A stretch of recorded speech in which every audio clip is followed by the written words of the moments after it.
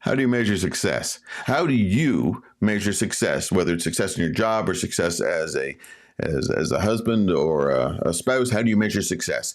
You don't do it the way your neighbors do it. And you shouldn't. Your measurement of success has absolutely nothing to do with your neighbor's measurement of success. And there's a lot of people that like to keep up with the Joneses, and I'm not one of them. There's a guy lives to the north of me. He's putting in a 12 by 24 shed, and it's a work place. It's not a shed, but anyway. I don't need one of those. He's putting up stuff. I don't need to put up stuff. I don't measure my success by the type of stuff that he puts up in his backyard. And I guess that he doesn't do the same for me because I've got an 8 by 8 shed.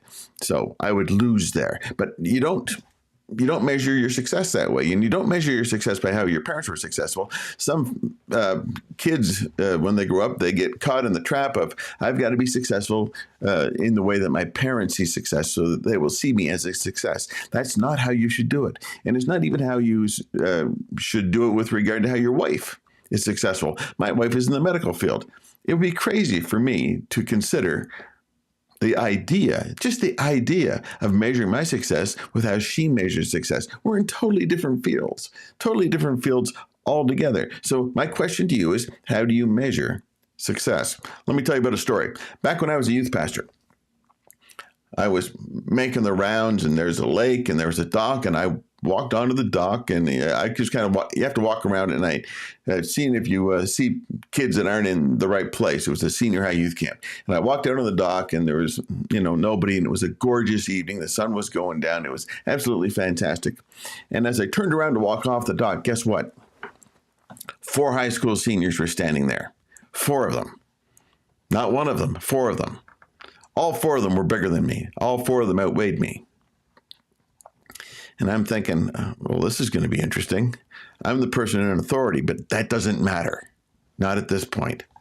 And they said, Bill, you're going to get wet. You're going in the lake.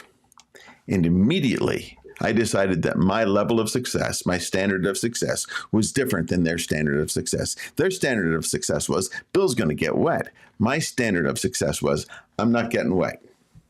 Not getting wet, not going to happen, not going to do it. So what I did was, I said, great, I'm getting wet. They didn't expect that, but I said, great, I'm getting wet. Who's getting wet with me? And they go, wait, what? Yeah, I had an immediate plan, and I just resigned myself to the fact that I was going to get wet. But I also resigned myself to the fact that I was not going to get wet alone. So the 4 of them rushed me, and I grabbed hold of the first one. I didn't try to beat them or hit them or anything like that. I just latched onto one of them as hard as I could. Legs, arms, everything. I just latched on. And everybody tried to throw me into the lake, except I was holding on to one guy because I told them right off the front end. I told them where I was going to be successful. I'm getting wet. One of you is getting wet with me. And so they spent most of their time trying to get me off of one of the guys because I just latched onto a leg. And as soon as they thought they had success getting me off of the one guy so they could throw me in the lake, I just latched onto another guy. So every time when 3 of them would get me close enough to the edge to push me in, the 4th one would say, no, I don't want to get wet. Wait a sec. Let me get him off me. Now, eventually, believe it or not, one of them actually quit. One of them actually I said, I can't do this anymore. He just quit. Now, remember, they outweighed me. Any one of them outweighed me. But my level of success was this: don't get wet. That was my standard of success. Not going to get wet. Their standard of success was, Bill's getting wet. Now, they could have all just jumped in with me, and we all could have had a great time. That would have been absolutely a lot of fun. That being the case, my standard of success was not their standard of success. And your standard of success should not be anybody else's standard of success either. Now, Jeff Walker, a very successful online entrepreneur, tells about a guy, a client of his, who was a guy in his 20s who liked to crochet. He liked to crochet? Yeah, he liked to crochet and knit and do all those types of stuff. And he's a guy in his 20s.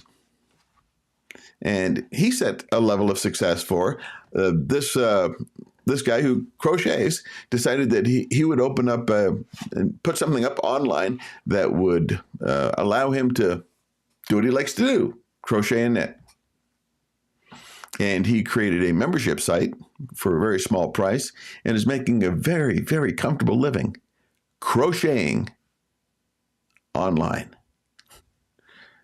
That is not my standard of success. I can't crochet.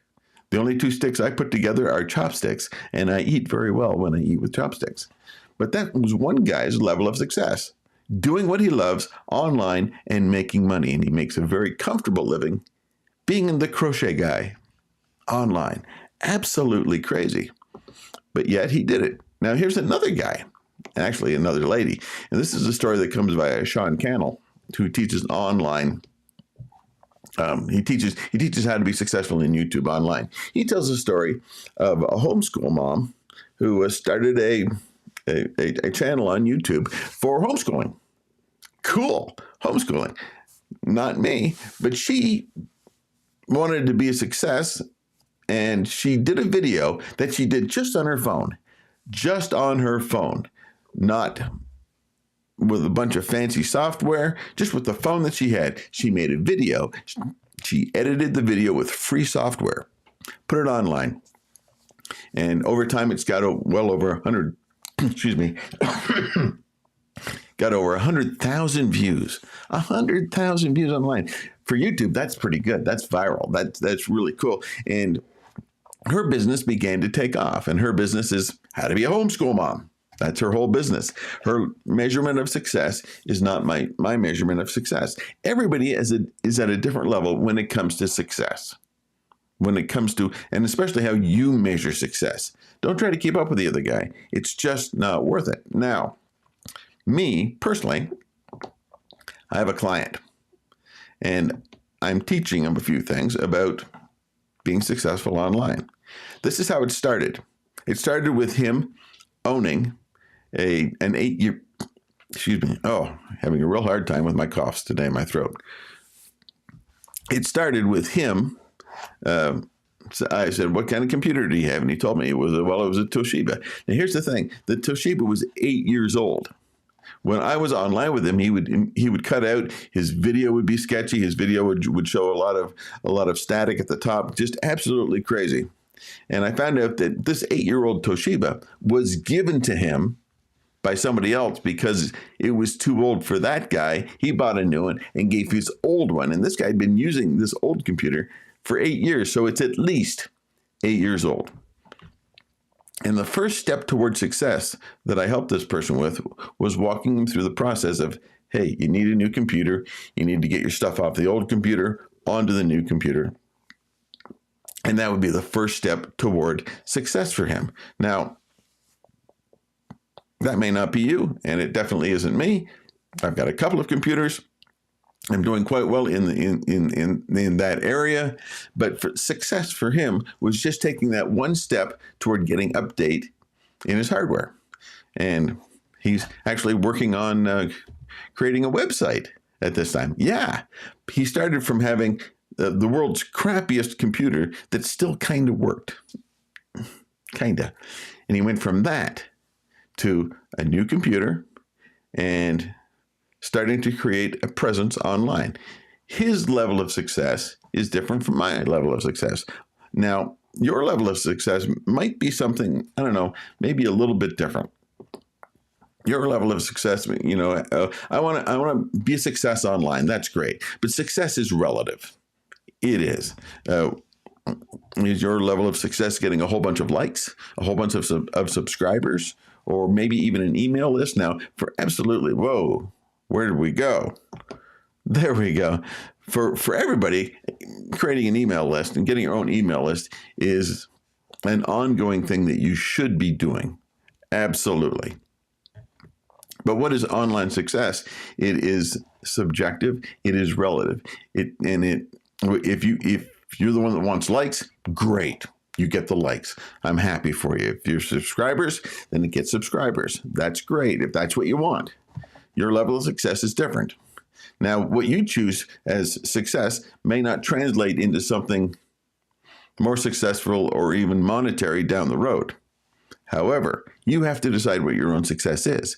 I can't do it. So here's how you do it real quickly. There's just 3 things. First, don't compare yourself to anybody but you and how you were yesterday.